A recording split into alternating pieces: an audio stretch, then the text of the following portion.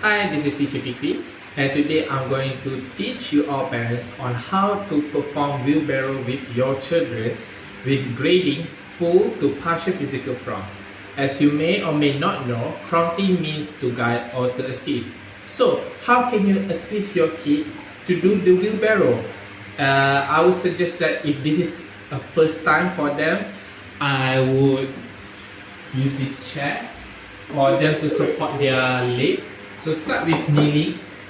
Teach them to kneel on chair like this, and then assist them to push body forward. Put two hands here. 1, 2, 3, 4.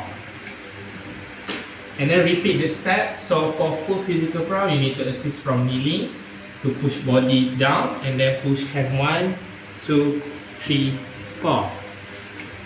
But what about partial?